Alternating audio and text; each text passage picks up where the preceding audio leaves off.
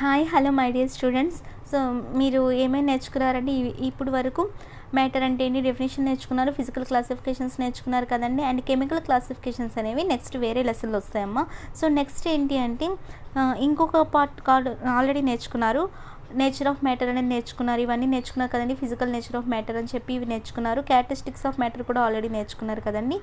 ఎలా అవి స్పేస్ ఉంటుందా లేదా, కంటిన్యూస్ మూవ్ అవుతాయి లేదా, అట్రాక్ట్ అవుతాయి లేదా, ఇవన్నీ ఆల్రెడీ నేర్చుకున్నారు. సో నెక్స్ట్ ఏంటంటే టాపిక్ స్టేట్స్ ఆఫ్ మ్యాటర్. సాలిడ్స్లో ఎలా, సాలిడ్స్ ప్రాపర్టీ ఏంటి, లిక్విడ్స్ ప్రాపర్టీ ఏంటి, గ్యాసెస్ ప్రాపర్టీ ఏంటి నేర్చుకుందాం. సో చూడండి, ఫాస్ట్గా చూద్దాం ఇంకా. సో ఇప్పుడు వరకు కంప్లీట్ అయింది కాబట్టి నేను మళ్ళీ మీకు ఇవి రివైజ్ చేయట్లేదండి. ఇవంతా మనం ఆల్రెడీ ఇప్పుడు నేర్చుకున్నాం కదమ్మా.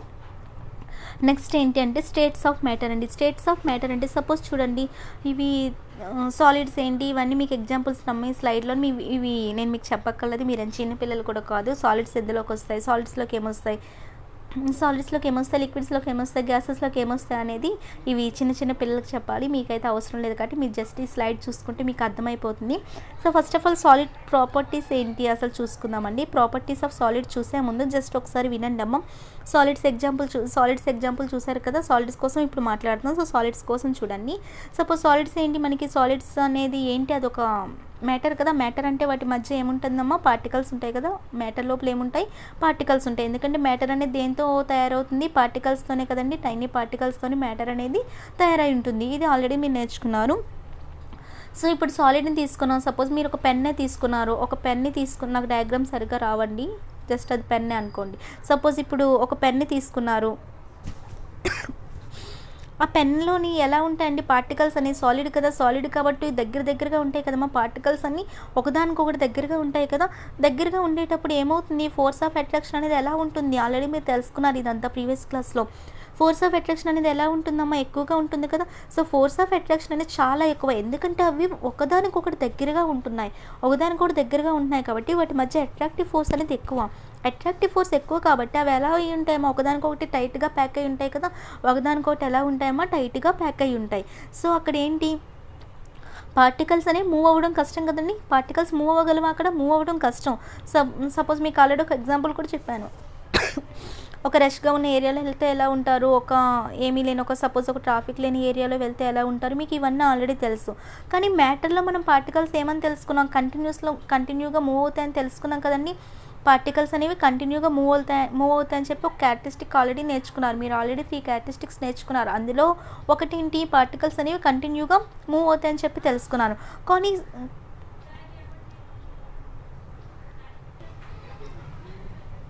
చూడమ్మా, దేని గురించి మాట్లాడుతున్నాం ఇప్పుడు, సాలిడ్ గురించి కదా. సో సాలిడ్లో ఎలా ఉంటుంది, మనకి ఫోర్స్ ఆఫ్ అట్రాక్షన్ అనేది ఎక్కువ కదండి. ఎక్కువ కాబట్టి అవి ఏమవుతాయి, సపోజ్ ఇక్కడ మీరు పెన్ ఎగ్జాంపుల్ తీసుకుని నేను మీకు చెప్పాను కదండి, ఫోర్స్ ఆఫ్ అట్రాక్షన్ అనేది ఎలా ఉంటుంది.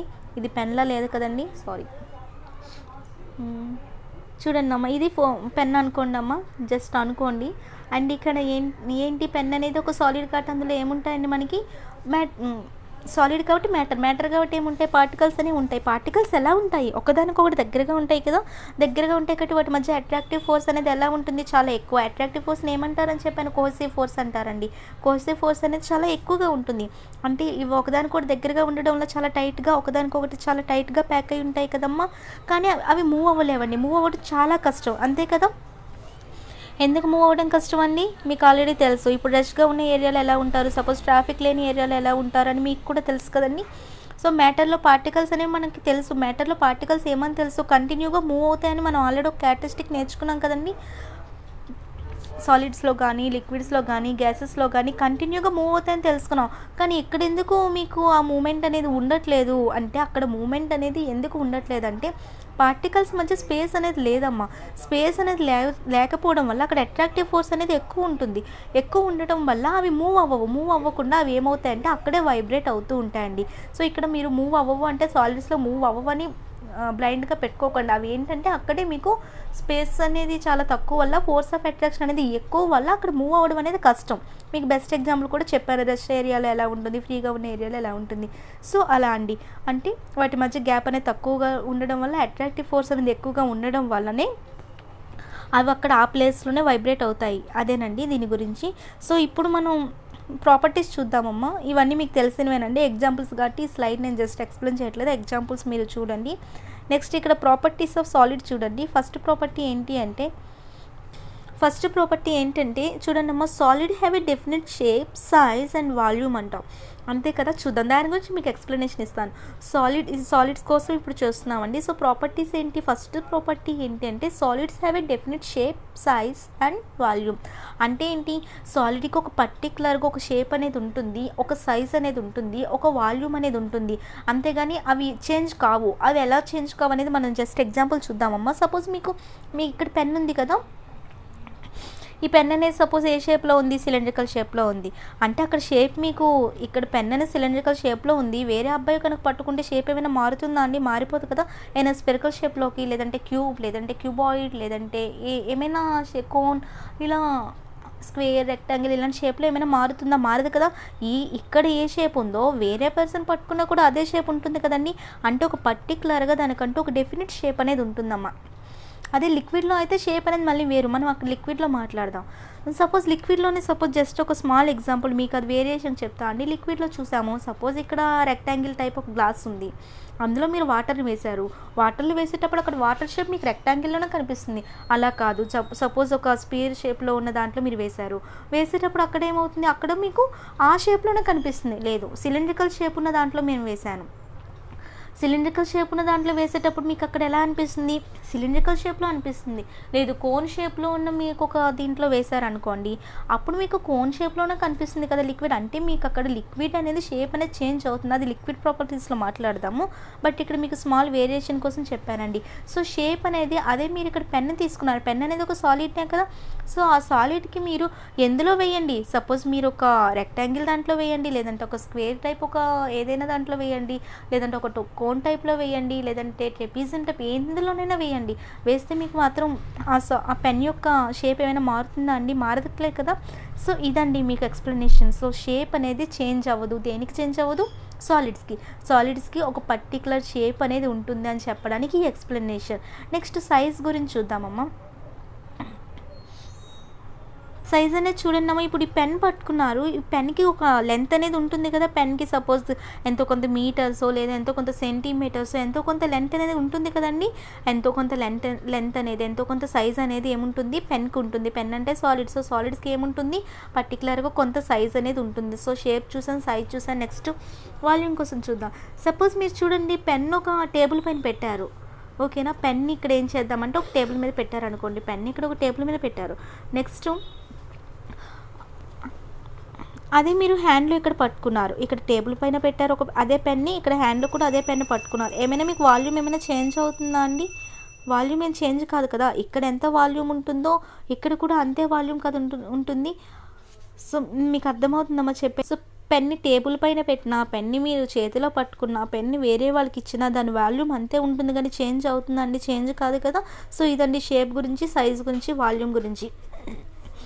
సో ఇప్పుడు వరకు మీకు అర్థమైందండి. సాలిడ్స్ తీసుకుంటే సాలిడ్స్లో ఏముంటాయి, పార్టికల్స్ మధ్య ఏ ఫోర్స్ ఉంటుందండి అంటే అట్రాక్టివ్ ఫోర్స్ అనుకున్న నేను ఏమంటానంటే కోసివ్ ఫోర్స్ అంటానండి. సో అక్కడ సాలిడ్స్లో పార్టికల్స్ మధ్య కోసివ్ ఫోర్స్ ఎలా ఉంటుంది, ఎక్కువగా ఉంటుంది కదా. కోసివ్ ఫోర్స్ అనేది ఎక్కువగా ఉంటుంది కాబట్టి అవి ఏమవుతాయండి, ఫ్రీగా మూవ్ అవ్వలేవు కదా. ఇప్పుడు ఇక్కడ సాలిడ్ టేబుల్లో తీసుకున్నాను, టేబుల్ అనేది ఒక సాలిడ్ కదండి. ఇక్కడ ఒక బెంచ్ ఉంది, బెంచ్ అనేది ఒక సాలిడ్లో పార్టికల్స్ ఎలా ఉంటాయి, ఒకదానికొకటి దగ్గరగా ఉంటాయి కదా. ఒకదానికొకటి దగ్గరగా ఉంటాయి కాబట్టి వాటి మధ్య కోసివ్ ఫోర్స్ అనేది ఎలా ఉంటుంది, ఎక్కువగా ఉంటుంది. కోసివ్ ఫోర్స్ అనేది ఎక్కువగా ఉండడం వల్లనే, చూడండి ఎన్నిసార్లు ఇది రిపీటెడ్గా చెప్తున్నాను, కోసివ్ ఫోర్స్ ఎక్కువగా ఉండడం వల్లనే అవి అక్కడ పార్టికల్స్ అనేవి ఫ్రీగా మూవ్ అవ్వలేవు కాబట్టి వాటికి షేప్ కానీ, సైజ్ కానీ, వాల్యూమ్ కానీ అలానే ఉంటాయండి, చేంజ్ కావు. ఇది రీజన్ అక్కడ. సో ఎందుకు చేంజ్ కావు అని ఎవరైనా మీకు రీజన్ అడిగితే అదే చెప్పండి.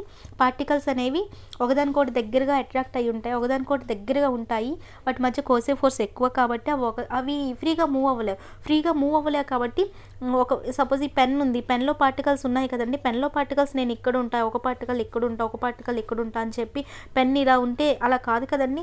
సో పెన్లో పార్టికల్స్ అన్నీ ఒక పర్టికులర్గా ఒక షేప్లో ఉంటాయి. అలానే సైజ్ అనేది ఒకే పర్ఫెక్ట్గా ఉంటుంది. వాల్యూమ్ అనేది కూడా డెఫినెట్గా ఉంటుంది. అర్థమవుతుందండి. దీనికి రీజన్ ఏంటంటే సాలిడ్స్లోని కోసివ్ ఫోర్స్ అనేది ఎక్కువ కాబట్టి వాటి మధ్య అట్రాక్టివ్ ఫోర్స్ అనేది ఎక్కువ కాబట్టి అవి ఫ్రీగా మూవ్ అవ్వలేవు కాబట్టి వాటి షేప్ని కానీ, సైజుని కానీ, వాల్యూమ్ కానీ అవి చేంజ్ చేసుకోలేవమ్మా. ఇది first property. So first property ఏంటి, solids have a definite shape, size and volume. ఇది దీని గురించి అండి. అండ్ సెకండ్ ప్రాపర్టీ చూద్దాం. సెకండ్ ప్రాపర్టీ ఏంటమ్మా, సాలిడ్స్ పొసెసెస్ రిజిడిటీ అంట. అంటే ఏంటి? సాలిడ్స్‌కి రిజిడిటీ ఉంటుందంట. అంటే ఏంటి అసలు రిజిడిటీ అంటే ఏంటమ్మా? ఇప్పుడు పార్టికల్స్ ఉన్నాయి కదండీ! పార్టికల్స్ యొక్క టెండెన్సీ ఏంటంటే రిజిడిటీ అంటే ఇప్పుడు షేప్‌ని అలానే మెయింటైన్ చేస్తాయనమాట. దాని మీద మీరు ఏ ఫోర్స్ అప్లై చేయనివ్వండి, దాని యొక్క షేప్ అనేది మారదు.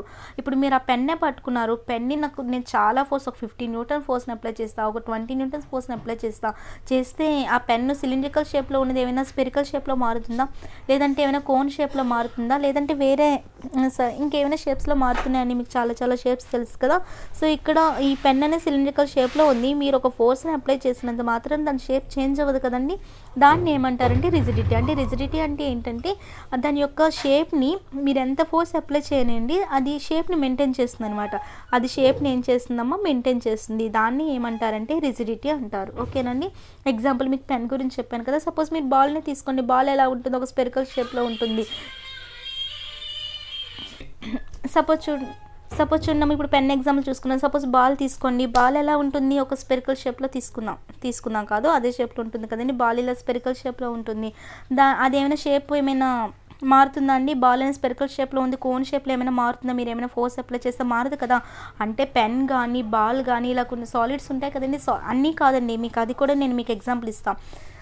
సపోజ్ ఇలా కొన్ని సాలిడ్స్‌కి మ్యాక్సిమం 99% సాలిడ్స్ ఏం చేస్తాయంటే వాటి యొక్క షేప్‌ని మెయింటైన్ చేస్తామా. ఎటువంటి ఫోర్స్ అయినా మీరు బాల్ మీద ఎంత ఫోర్స్ అయినా అప్లై చేయండి, అది కన్వర్ట్ అవ్వదు, వేరే షేప్‌లోకి అది చేంజ్ అవ్వదు. స్పెరికల్ షేప్ నుండి సిలిండ్రికల్ కానీ వేరే షేప్‌లోకి అది చేంజ్ కాదు. అలా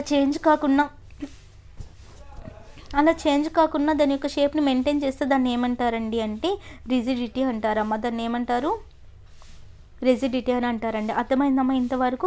సపోజ్ ఇప్పుడు చూడండి, 99% అన్నానంటే ఇంకో 1% ఏదో తేడా ఉందనే కదా అక్కడ అర్థం. అది చూడండి, ఇప్పుడు ఒక రబ్బర్ బ్యాండ్ ఉంది. రబ్బర్ బ్యాండ్‌ని మీరు ఫోర్స్ అప్లై చేస్తే ఏమవుతుంది? ఒక రబ్బర్ బ్యాండ్ మీద ఫోర్స్ అప్లై చేస్తే ఏమవుతుందమ్మా? చేంజ్ అవుతుంది కదా! ఇప్పుడు ఇక్కడ ఈ రబ్బర్ బ్యాండ్ మీద ఫోర్స్ అప్లై చేస్తే దాని షేప్ అనేది కొద్దిగా ఇలా సాగదీసి ఉంటుంది కదా! షేప్ అనేది కొద్దిగా చేంజ్ అయిపోతుంది అక్కడ. అదే ఫోర్స్‌ని రిలీజ్ చేస్తే మళ్ళీ నార్మల్ స్టేట్‌లోకి వస్తుంది. అయితే రబ్బర్ బ్యాండ్ సాలిడ్ కాదా అంటారా? చూడండి, దాని గురించి చూద్దాము. సో, ఇదొక జస్ట్ ఎగ్జాంపుల్ గుర్తుంచుకోండి. రబ్బర్ బ్యాండ్ మీద ఫోర్స్ అప్లై చేస్తే దాని యొక్క షేప్ అనేది చేంజ్ అవుతుంది. అంటే రబ్బర్ బ్యాండ్ సాలిడ్‌నా కాదనేది మనం మళ్ళీ ఇప్పుడు చూద్దాము. నెక్స్ట్ వస్తుంది వెంటనే. సో, ఇప్పుడు ఎటువంటి ఫోర్స్ అయినా అప్లై చేస్తే దాని షేప్ అనేది ఏమవ్వాలమ్మా? దాని షేప్ అనేది చేంజ్ అవ్వకూడదు. షేప్ అనేది చేంజ్ అవ్వకపోతేనే కదండి దాని యొక్క రిజిడిటీ అని చెప్తాము. ఇప్పుడు పెన్ గురించి మీరు ఆల్రెడీ చెప్పుకున్నాం కదా! ఇప్పుడు రబ్బర్ బ్యాండ్ కోసం ఇప్పుడే చెప్తాను. ఇప్పుడు రబ్బర్ బ్యాండ్ కోసం ఫోర్స్ అప్లై చేసామనుకోండి, అది షేప్ అనేది చేంజ్ కాదు. ఎందుకు చేంజ్ కాదు? చేంజ్ అవ్వట్లేదు అంటే చేంజ్ అవుతుంది. చేంజ్ అవుతుంది అంటే సాలిడ్ కాదని అనుకోకుండా అది కూడా సాలిడ్నే. అటువంటి సాలిడ్స్ని ఏమంటారంటే ఎలాస్టిక్ సాలిడ్స్ అని అంటారండి. అటువంటి సాలిడ్స్ని ఏమంటారండి? Elastic solids. సో, ఇలాంటివి కూడా ఉంటాయండి. అంటే మీరు రిజిడిటీ అంటే మ్యామ్ సాలిడ్స్కి ఇలా అని చెప్పారు, మిగతావి ఏమి ఉండవా అంటే, సపోజ్ రబ్బర్ బ్యాండ్ కూడా సాలిడే కదండి. రబ్బర్ బ్యాండ్ లిక్విడ్ కాదు, రబ్బర్ బ్యాండ్ అనేది గ్యాస్ కాదు, అది సాలిడ్ అని అందరూ ఈజీగా చెప్తారు.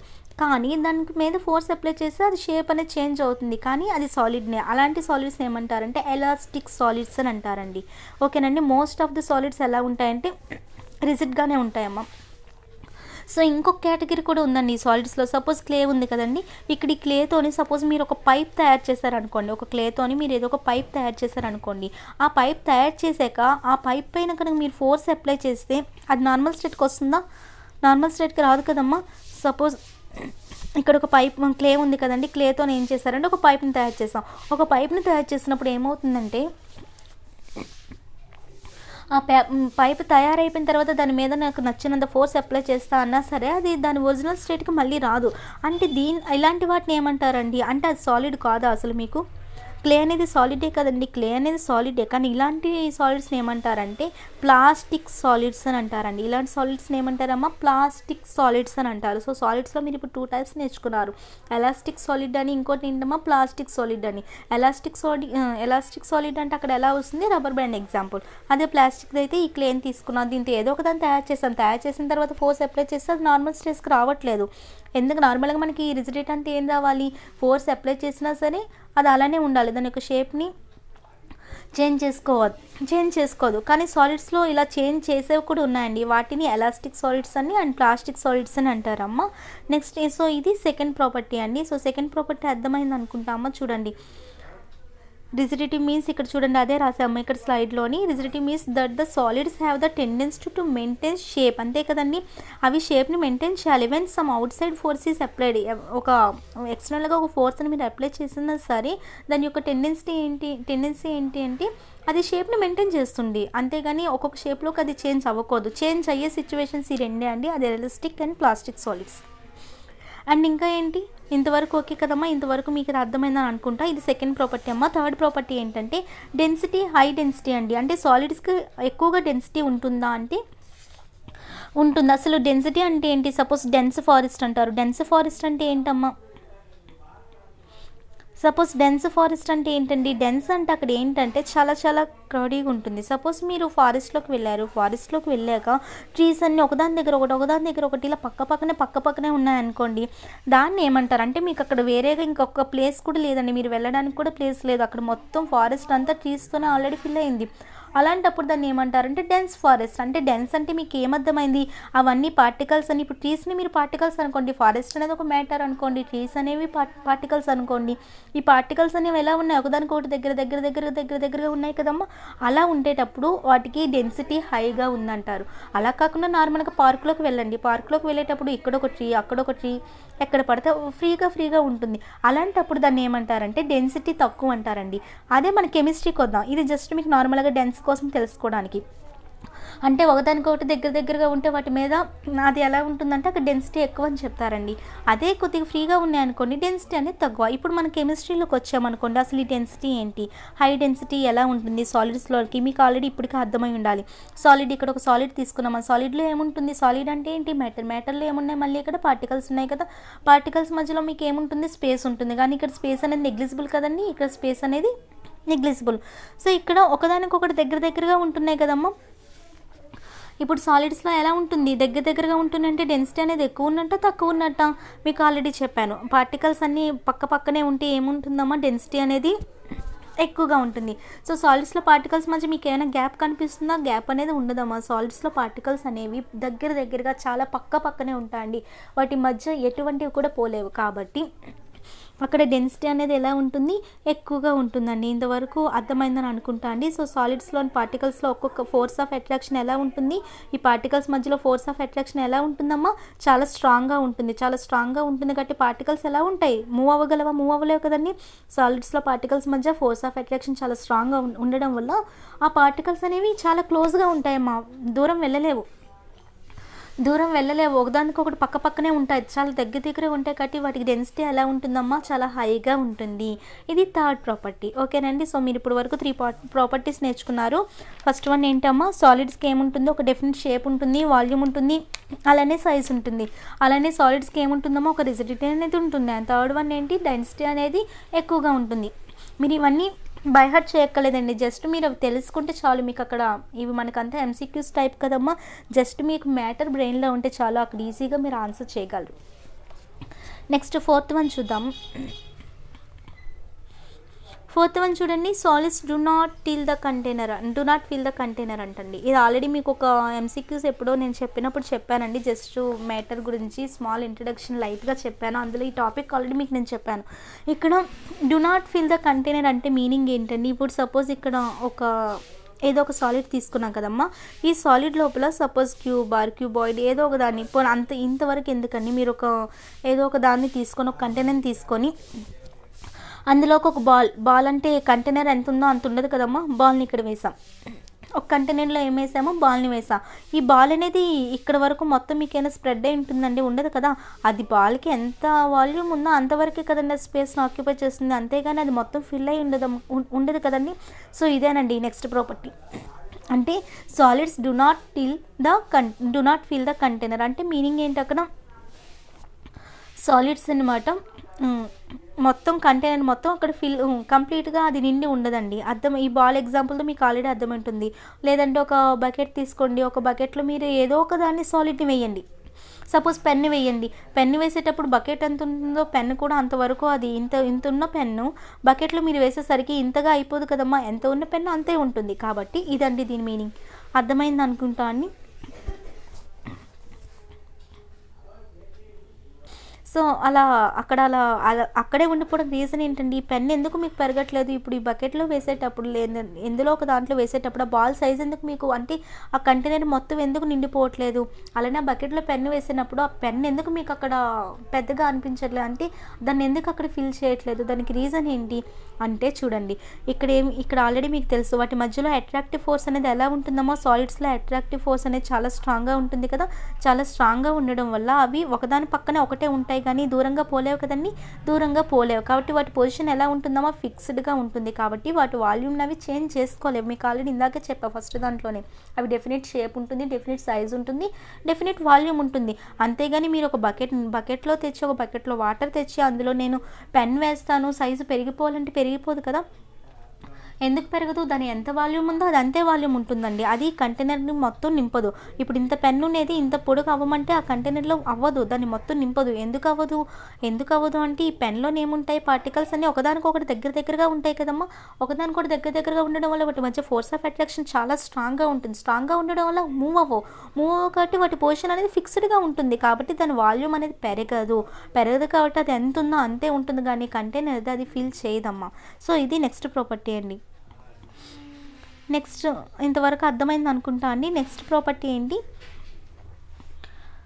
Solids are not compressible. ఇది ఈజీగా మీకు తెలుసు, నేను ఎక్స్ప్లెయిన్ చేసే పని కూడా లేదు, బట్ చెప్తాను. సాలిడ్స్ ఇప్పుడు చూడండి, ఇప్పుడు ఏం చేస్తారంటే ఏదో ఒక ఆబ్జెక్ట్ తీసుకోండి, బాల్ తీసుకోండి, ఏదో ఒక పెన్ తీసుకోండి, టేబుల్ తీసుకోండి, మీరు లేదంటే స్టడీ టేబుల్ ఉంటే స్టడీ టేబుల్ తీసుకోండి, లేదంటే స్టడీ చైర్ తీసుకోండి. తీసుకునేటప్పుడు అవన్నీ సాలిడ్నే కదా. ఇప్పుడు మీరు సాలిడ్ని ఒక టేబుల్ని తీసుకున్నప్పుడు ఏమవుతుంది, సపోజ్ ఒక టేబుల్ని తీసుకున్నారు, ఆ టేబుల్ పైన మీరు ఫోర్స్ అనేది బాగా అప్లై చేశారు.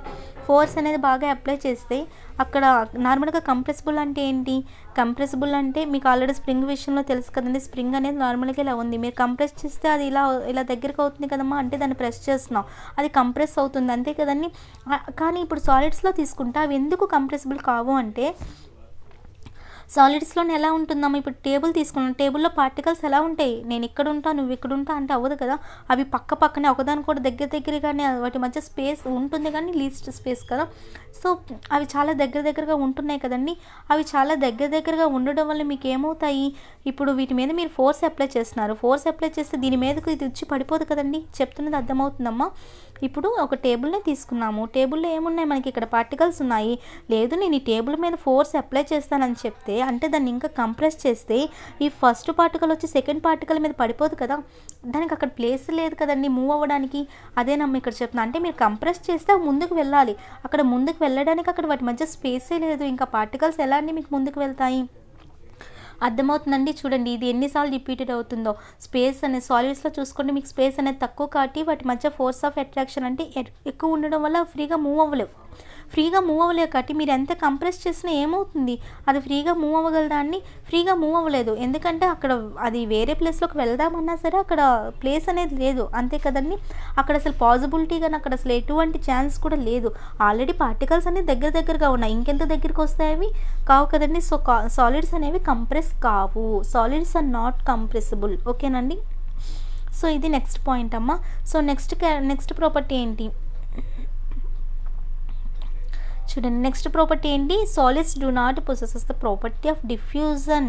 అంటే ఇక్కడ డిఫ్యూజన్ అనే ప్రాపర్టీని సాలిడ్స్ పాటించవటండి. అసలు డిఫ్యూజన్ అంటే ఏంటి అంటే చూడండి, డిఫ్యూజన్ అంటే ఏంటి అని తెలిస్తేనే కదా మీకు ఆ సాలిడ్స్ పాటించవా, లిక్విడ్స్ పాటించవా అనేది నెక్స్ట్ ప్రాపర్టీస్లో ఇవన్నీ తెలుసుకోవాలంటే మీకు డిఫ్యూజన్ అంటే తెలియాలి. డిఫ్యూజన్ అంటే ఏం లేదండి, ఇప్పుడు 2 మ్యాటర్స్ ఉన్నాయి, ఏదో ఒక మ్యాటర్ తీసుకోండి, ఒక 2 మ్యాటర్స్ని ఇలా దగ్గరగా తెచ్చామమ్మా. ఒక 2 మ్యాటర్స్ని ఇలా ఏం చేసాం, దగ్గరగా తెచ్చాం. 2 మ్యాటర్స్ని దగ్గరగా తెచ్చినప్పుడు అందులో పార్టికల్స్ కూడా ఏమవ్వాలి, దగ్గరగా వస్తాయి కదా. మ్యాటర్స్ని దగ్గర తెచ్చినప్పుడు పార్టికల్స్ దగ్గర అవ్వవా, పార్టికల్స్ కూడా దగ్గర వస్తాయి కదండి. అలా దగ్గరికి రావడాన్ని ఏమంటారంటే డిఫ్యూజన్ అంటారు. డిఫ్యూజన్ అంటే పార్టికల్స్ అనేవి ఒకదాని దగ్గరికి ఒకటి రావడం అమ్మ, ఒకదాని దగ్గరికి ఒకటి రావడాన్ని ఏమంటారంటే డిఫ్యూజన్. సో ఇది మనకి సాలిడ్స్లో కనిపించదు అని చెప్పడానికి ఎగ్జాంపుల్ మీకు లిక్విడ్స్లో చెప్తున్నానమ్మా. ఇక్కడ సపోజ్ లిక్విడ్ తీసుకోండి, లిక్విడ్లో ఏం చేశానంటే ఫస్ట్ ఆఫ్ ఆల్ నేను నార్మల్గా ఒక గ్లాస్లోని వాటర్ తీసుకున్నానమ్మా. వాటర్ తీసుకున్న దాంట్లో ఏం చేశాను, ఎంతో కొంత ఇంక్ అనేది వేశాను. ఇంక్ అనేది వేస్తే మీకు చివరికి ఏ కలర్లోకి వస్తుంది, అక్కడ బ్లూ కలర్ ఏ ఇంక్ అయితే ఆ కలర్లోకి వస్తుంది కదండి. ఇక్కడ బ్లూ కలర్ ఇంక్ వేయడం వల్ల అక్కడ చివరికి మీకు ఎలా అయింది, అక్కడ బ్లూ కలర్లోకి మారిపోయింది. అంటే అక్కడ అర్థం ఏంటి, వాటర్ పార్టికల్స్తో ఇంక్ పార్టికల్స్ కాంటాక్ట్ అయ్యాయనే కదా అర్థమవుతుందమ్మా చెప్తున్నది. ఇక్కడ నార్మల్గా ఒక గ్లాస్లో వాటర్ తీసుకున్నాను. వాటర్ తీసుకొని ఏం చేశాను, దానికి కొన్ని డ్రాప్స్ ఇంక్ అనేది వేశాను. ఇంక్ అనేది వేసేటప్పుడు ఇంక్ అనేది గ్లాస్ వాటర్లో ఇంక్ అనేది ఒక 2-3 డ్రాప్స్ వేసినప్పుడు మీకు ఏమవుతుందండి, చివరికి మీకు బ్లూ కలర్లో కనిపిస్తుంది కదా. సారీ, ఇక్కడ మీకు బ్లూ కలర్లో కనిపిస్తుంది కదమ్మా. ఎందుకు కనిపిస్తుంది అంటే అక్కడ వాటర్ పార్టికల్స్ ఉన్నాయి కదా ఆల్రెడీ స్టార్టింగ్లో. ఈ వాటర్ పార్టికల్స్తోని ఇంక్ పార్టికల్స్ ఎలా అయ్యాయమ్మా, కాంటాక్ట్ అయ్యాయి కదండి. కాంటాక్ట్ అవ్వబట్టేనే కదా అక్కడ అలా స్ప్రెడ్ అయ్యి మీకు చివరికి బ్లూ కలర్లో వస్తుంది. అంటే ఇక్కడ ఆల్రెడీ మీకు ఇంక్ పార్టికల్స్ అనేవి వాటర్ పార్టికల్స్ ఏమయ్యాయి, అక్కడ మిక్సింగ్ అయ్యాయండి. అలా మిక్సింగ్ అవ్వడాన్ని ఏమంటారంటే డిఫ్యూజన్ అంటారు. ఓకేనా, మీకు ఇప్పుడు క్లారిటీ వచ్చింది అనుకుంటా. డిఫ్యూజన్ అంటే ఇక్కడ ఏమున్నాయి, ఇక్కడ ఇంక్ అనేది ఒక మ్యాటర్, ఇక్కడ వాటర్ అనేది ఒక మ్యాటర్లో ఏమున్నాయి పార్టికల్స్, ఇంకులో కూడా పార్టికల్స్ ఉంటాయి కదా. సో ఈ పార్టికల్స్ ఒకదానికొకటి కాంటాక్ట్ అయ్యాయి, దాన్ని ఏమంటారంటే డిఫ్యూజన్ అంటారండి.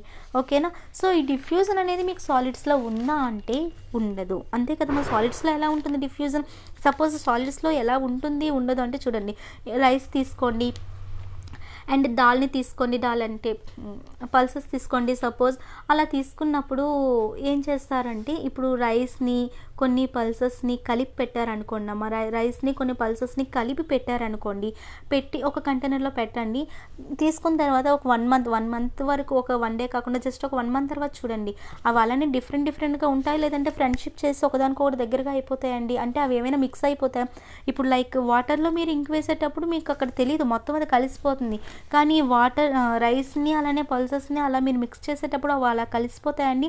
వాటికి అసలు ఫ్రెండ్షిప్ కుదరదు, అవి ఫ్రెండ్షిప్ చేయవు అనమాట. రైస్ దాని యొక్క యాటిట్యూడ్ చూపిస్తుంది, అలానే పల్సెస్ కూడా వాటి యొక్క యాటిట్యూడ్స్ని చూపిస్తాయండి.